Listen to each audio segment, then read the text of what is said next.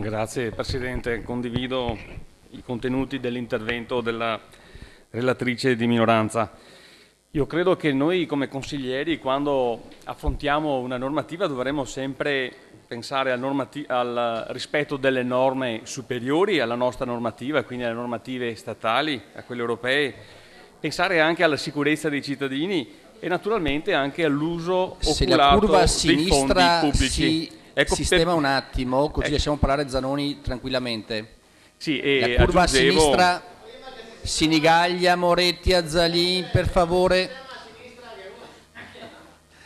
Zanoni, prego. Sì, e quindi anche naturalmente all'uso oculato dei fondi pubblici. Questo in generale dovrebbe essere l'impegno di tutti noi consiglieri per qualsiasi legge.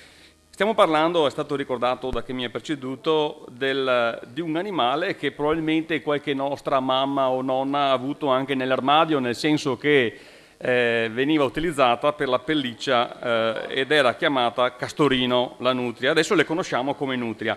E stiamo affrontando questo problema a causa di qualche irresponsabile che dopo averle allevate e aver quindi sfruttato questi animali da reddito li ha poi liberati e questi hanno trovato evidentemente un ambiente, un habitat adatto. Credo che con questa legge, come ha ricordato anche la correlatrice di minoranza, si è andati un po' oltre il consentito. Quindi volevo con questo breve intervento fare un po' di chiarezza e anche un po' di giustizia, perché sono state scritte anche cose a mio avviso che non sono vere. Allora, è vero che la specie è alloctona, la nutria è alloctona, non fa parte del nostro habitat. Non per questo però, a mio avviso, dobbiamo attuare strategie che possono anche essere pericolose per i cittadini e inneggiare a sparatorie sempre e ovunque siamo in presenza di nutrie. Perché una legge che, lo vedremo, inneggia un po' all'uso delle armi.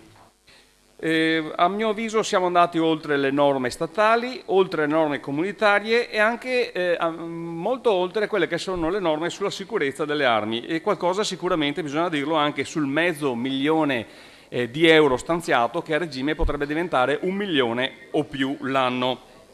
Serve quindi rispettare le leggi statali, quelle comunitarie, le norme sulla sicurezza dei cittadini, naturalmente nel rispetto dell'ambiente ed evitando anche la crudeltà su questi animali e utilizzando, come è stato ricordato prima, i cosiddetti metodi ecologici. Lo stesso ufficio legislativo aveva ricordato che dovevamo puntare a principi scientifici e quindi avere anche il parere dell'ISPRA. Si cita il parere dell'ISPRA anche se non era obbligatorio per una legge. Su questo l'ISPRA sta aspettando una risposta dalla nostra regione, come da tutte le regioni, entro il 20 maggio, perché poi porterà un protocollo nazionale alla conferenza Stato-Regioni proprio sul controllo della nutria. Quindi anche qui noi rischiamo di intervenire prima che lo Stato regoli questa materia, e quindi rischiamo di fare una legge che dopo si deve comunque adeguare, una legge quadro a un protocollo nazionale che non è ancora stato approvato. L'altra cosa di cui ho avuto conferma questa mattina è che il 2 maggio l'ISPRA ha dato un parere a un protocollo regionale sul controllo delle nutrie, fatto dall'assessore che qui non vedo adesso, alla caccia, all'agricoltura, e quindi mi chiedo se la mano destra sa quello che fa la mano sinistra, perché qua come Consiglio stiamo procedendo a una legge regionale e la Giunta nel frattempo chiede il parere su un protocollo di controllo della nutria di cui noi del Consiglio naturalmente non sappiamo nulla, perché non ci date nemmeno le delibere, figurarsi se ci date le bozze di delibere. E anche questa mi pare una cosa non corretta, visto che stiamo legiferando in tema di nutrie. Potevate almeno farci avere questa bozza di protocollo. Quindi, a mio avviso, anche qui ci stiamo, come Regione, veramente muovendo male e stiamo rischiando di fare anche delle brutte figure. Poi, credo che dovremmo citare in questa norma anche il regolamento europeo dal quale parte questa legge, che è stato citato prima, che parla di specie esotiche e invasive. Tra l'altro è il regolamento 1143 del 2014 che parla di prevenire e gestire l'introduzione e diffusione di specie esotiche e invasive in Unione Europea. C'è l'impossibilità di conoscere i danni ai fiumi e ai corsi d'acqua Io credo che quando si va a legiferare si parla anche di interventi per risarcire questi danni, dovremmo saperli prima questi danni. Io ho provato a chiedere appunto se ci fossero stati queste tabelle, questi danni, mi è stato detto che per quanto riguarda la nutria ci sono delle cifre rispetto ai danni all'agricoltura che sono un rapporto praticamente un sesto, un settimo dei danni prodotti dalla lepre, ad esempio, però per quanto riguarda i danni diciamo alle strutture, alle opere fisse, c'è solamente un danno relativo noto alla provincia di Rovigo, 14.000 euro, che riguarda gli anni 94-2009, però altri non ce ne sono. È un po' un peccato se andiamo a fare una norma e dobbiamo anche dare dei soldi, dovremmo avere, a mio avviso, dovremmo aver avuto in questi mesi un ritorno e un quadro completo di questi danni, perché è giusto che i soldi dei cittadini del Veneto vadano investiti laddove c'è bisogno. Poi bisogna stare anche attenti a quello che accade e a quello che si dice, e i giornalisti ogni tanto si fanno prendere un po' la mano, devo dire, ma sappiamo, bisogna fare notizie, e mi riferisco ad esempio a un caso che è rimasto nella storia in Veneto, è il caso di Monteforte d'Alpone. È un torrente che è esondato nel 2010 e ha causato indirettamente la morte anche di una persona, perché è arrivato in autostrada nella 4, e ha causato appunto questo allagamento, questa esondazione tra i caselli di Soave e Montebello, ciò è capitato, e il giornale di Vicenza titolò il 29 novembre 2010: le nutrie hanno distrutto un argine.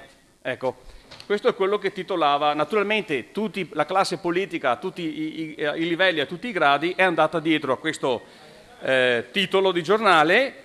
Addirittura c'è penso sia il responsabile genio civile, che viene intervistato, Roncada, gli chiedono avete rotto voi l'argine? E lui dice no, una leggenda metropolitana, sarebbe criminale. Sull'Alpone le nutrie hanno rotto, non siamo noi che ordiniamo alle nutrie rompete gli argini.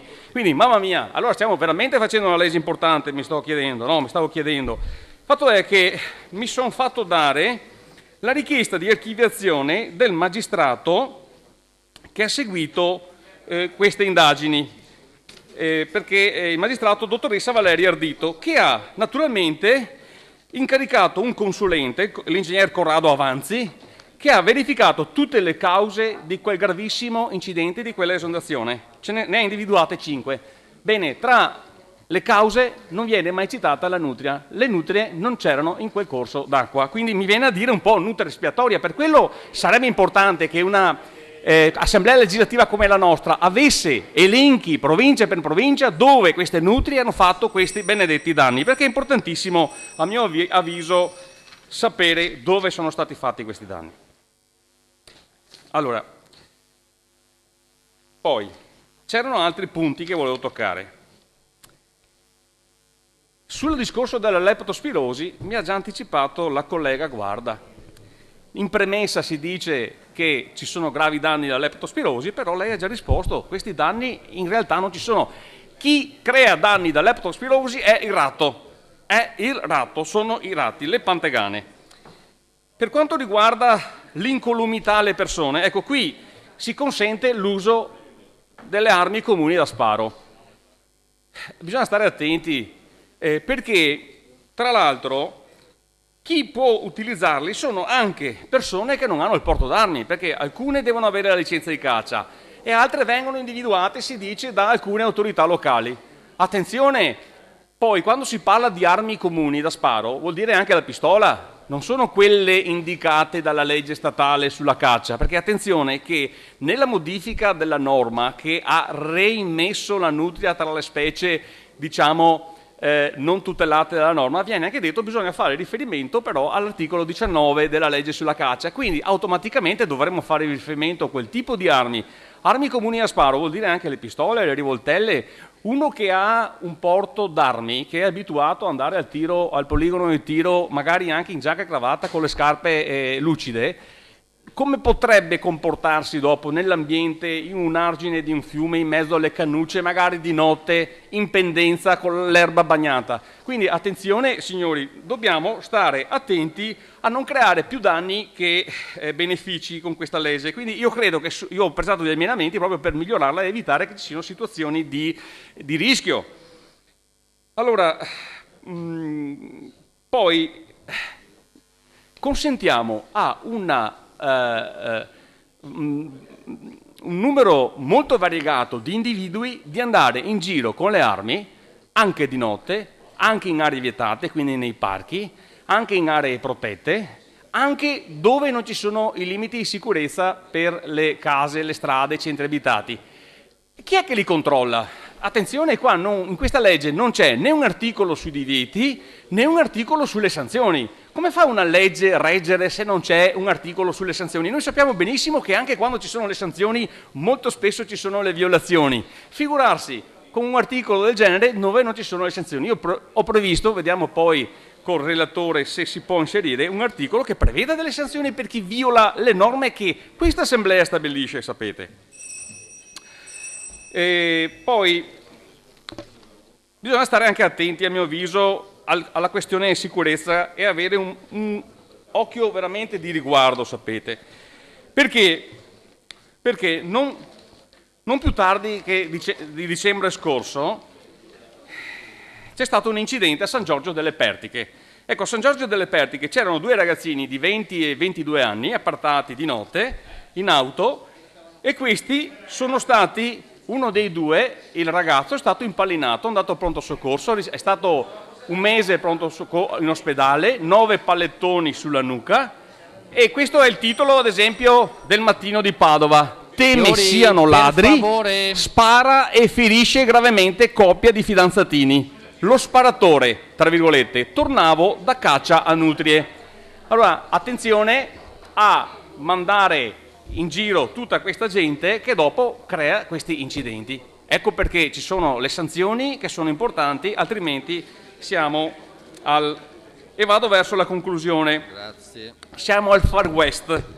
Poi, l'altra cosa, l'Emilia Romagna 10 giorni fa ha legiferato in merito. Bastava copiare quello che ha fatto l'Emilia Romagna, ad esempio, sul problema del disturbo alla fauna selvatica. Non possiamo andare a sparare in primavera dentro i parchi e creare problemi alla fauna selvatica protetta con il rumore che normalmente non c'è. Sugli euro sono a mio avviso tanti, bisogna capire come andranno destinati. Tra l'altro sono previsti anche degli incentivi, quindi non solo rimborsi. Io non so, forse magari del guardaroba di chi deve andare a fare queste robe qua, non so se sono previsti gli scarponi, anche le cartucce e quant'altro. Non solo quindi i rimborsi che si danno per scontato, ma addirittura vengono previsti forme di incentivo. Ma insomma, abbiamo visto prima, c'è gente, operai di Veneto Agricoltura che restano a casa, qua troviamo i soldi per dare gli incentivi.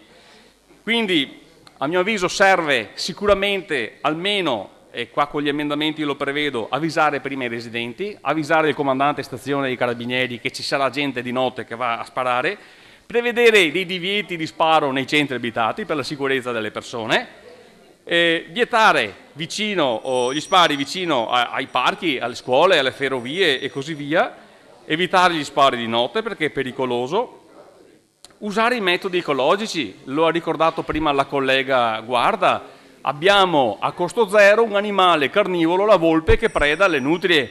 Cioè, utilizziamo questo mezzo a costo zero. Qua non serve dare i soldi agli amici degli amici, alla lobby, che è la lobby delle armi, visto che qua armi per tutti.